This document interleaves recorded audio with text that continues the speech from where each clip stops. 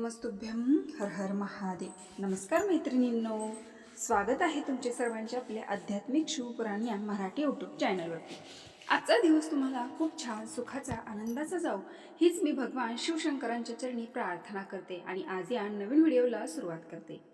भगवान शिव हे अत्यंत भोळे देव मानले जातात, म्हणूनच त्यांना भोळा शंकर म्हणतात. ज्या घरात भगवान शिवशंकरांची पूजा नियमानुसार केली जाते तिथे शुभ आणि समृद्धी वास करते. महादेवांच्या कृपेने त्या घरात सदैव सुख समृद्धी नांदत असते. अशी मान्यता आहे की भगवान शिवशंकर लवकर प्रसन्न होतात. भगवान शिवाचे भोळ्या स्वभावामुळे भक्ताला ते सदैव सुखी ठेवतात.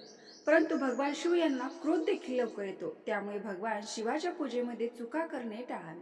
म्हणून भगवान शिवाच्या पूजेचे विशेष नियम कोणते आहेत, महादेवाच्या पिंडीचे रहस्य नेमकं काय आहे ते आज आपण जाणून घेणार आहोत. या नियमांचे पालन करून पूजा केली तर निश्चितच आपल्याला पूजा केल्याचे पूर्ण फळ मिळेल आणि भगवान शिवाचा अखंड आशीर्वाद मिळेल.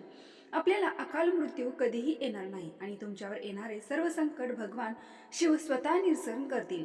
भगवान शिवशंकरांच्या साधकांच्या जीवनात कधीही विस्मरण, दुःख, दुर्दैव येत नाही. आपल्या आयुष्यात जर आपण एखाद्या समस्येला तोंड देत असो तर भगवान शिवशंकरासारखा दुसरा पर्याय असू शकत नाही. भक्ताने महादेवाची आरती आणि कथा वाचणे आवश्यक आहे. निदान शिवशंकरांचा पंचाक्षरी मंत्र ओम नमः शिवाय या मंत्राचा तरी जप करावा. हा जप केल्याने तुम्हाला केवळ तुमच्या आतच नाही तर तुमच्या सभोवतालीही आनंद वाटतो.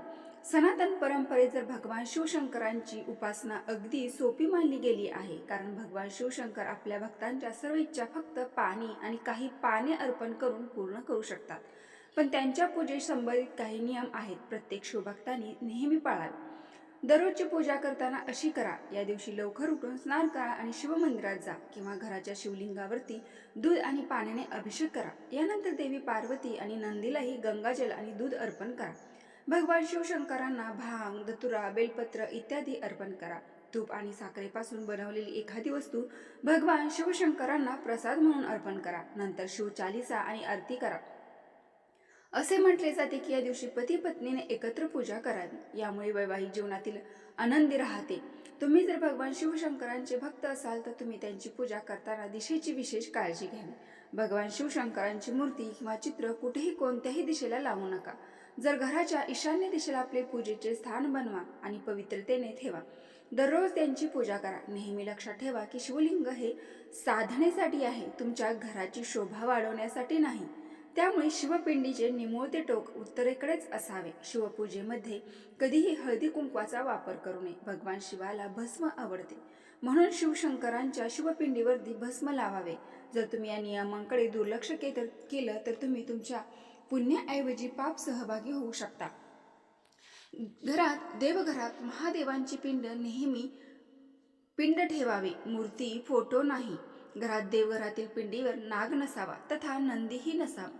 पिंड साधी दगडी असली तरी चालते, पण मात्र शक्यतो पितळीची असावी. देवघरातील पिंड 3 इंचापेक्षा मोठी असू नये, ती 3 इंचापेक्षा छोटी असावी.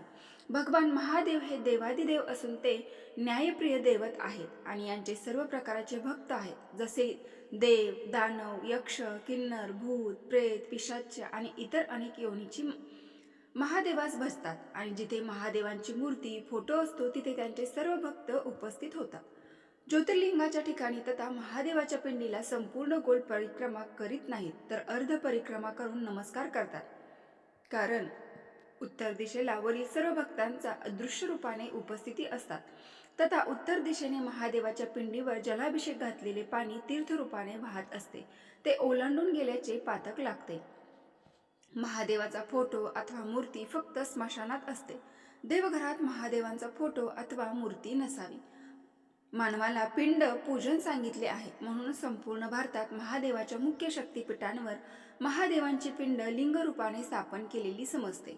12 ज्योतिर्लिंग ही लिंग म्हणजे पिंड रूपाने आहेत. यातून संपूर्ण विश्वाला वैश्विक ऊर्जा मिळते.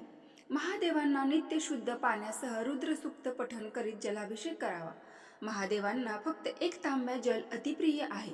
एखाद्याने महादेवात जल अर्पण केल्यास ते त्यावर खूप प्रसन्न होतात.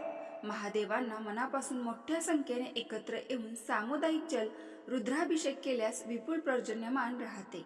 गुरुचरित्रात असे म्हटले आहे की नित्याच्या रुद्राभिषेकाने दीर्घायुष्य आरोग्य मिळते आणि अकाली मृत्यू टळतो. श्रीमद भगवद्गीतेत म्हटले आहे की महादेवाची नित्य नियमित रुद्राभिषेकाने सेवा केल्यास घरी अखंड लक्ष्मी वास करते आणि त्या भक्तांच्या घरी अखंड धन ऐश्वर श्रेय राहते आणि सर्व सुख समृद्धी वाढून सर्वत्र कीर्ती पसरते. आता या 7 वस्तू भगवान शिवशंकरांना कधीही अर्पण करू नका. का तर जाणून घ्या, भगवान शिवशंकरांविषयी थोडी काळजी बाळगायची गरज असते. उत्साहाच्या भरात काही चुकीच्या गोष्टी आपल्या हातून घडतात तर माहीत नाही याकडे लक्ष देणे गरजेचे आहे. खाली दिलेल्या या गोष्टी भगवान शिवांना कधीही अर्पण करू नका. शंख. शिवपुराणानुसार भगवान शिवशंकराने शंकासूर नावाच्या असुराचा वध केला होता. तो भगवान विष्णूंचाही भक्त असल्याने त्याची आणि लक्ष्मीची शंखाने पूजा केली जाते. 2. हळद कुंकू. भगवान शिवशंकरांचा अजन्म वैरागी होता, त्यामुळे शृंगारासंबंधित कोणतीही वस्तू त्यांना अर्पण केली जात नाही. त्यामुळे हळद आणि कुंकू भगवान शिवशंकरांना अर्पण केले जात नाही. या गोष्टी भगवान विष्णूंना अर्पण केल्या जातात. 3. तुळशीपत्र. असुरांचा राजा जलंधर यांच्याविषयी असलेल्या एका कथेनुसार त्यांची पत्नी वृंदा तुळशीचे रोपटे बनवून गेली होती. भगवान शिवशंकराने जलंधराचा वध केला होता, त्यामुळे भगवान शिवशंकरांच्या पूजेत तुळशीपत्र न वापरण्याचा पण वृंदाने केला होता. 4. नारळ पाणी. नारळाच्या पाण्याचा भगवान शिवशंकरांवर अभिषेक केला जात नाही. नारळाला लक्ष्मीचे रूप मानले जाते, म्हणून शुभ कार्यात नारळाचा वापर करून त्याचा प्रसाद म्हणून वापर केला जातो, पण भगवान शिवशंकरांना अर्पण केलेले पाणी निर्माल्य होते. 5. उकळलेले दूध.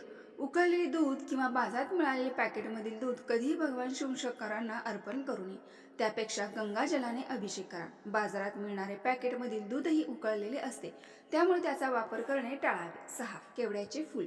भगवान शिवाच्या पूजेत केवड्याचे फूल वर्जित आहे. शिवपुराणानुसार ब्रह्मदेव आणि विष्णूंच्या वादात खोटे बोलल्यामुळे केवड्याला भगवान शिवशंकरांनी शाप दिला होता, त्यामुळे शिवलिंगावरती कधीही केवड्याचे फूल अत्तर अर्पण केले जात नाही. 7.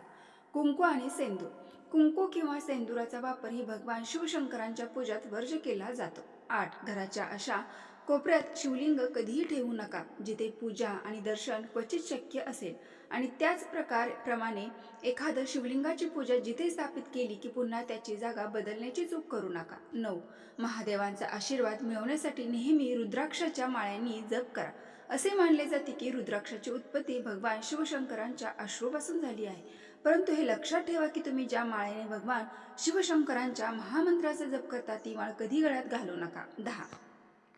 जमिनीवर बसून महादेवांची साधना कधीही करू नये. त्यांच्या पूजेत शुद्ध मुद्रा वापरावी. शक्य असल्यास त्यांचं आसनावर बसून शिवाची पूजा करावी. पूजेत नेहमी स्वतःची मुद्रा वापरावी. दुसऱ्याच्या आसनावर बसून पूजा करू नये किंवा दुसऱ्याच्या हराने मंत्राचा जप सुद्धा करू नये. तर मैत्रिणींनो, व्हिडिओ पूर्ण माहिती आवडली असेल तर आपल्या चॅनलला नक्की एक लाईक करून कमेंट बॉक्समध्ये हर हर महादेव टाईप करा. धन्यवाद.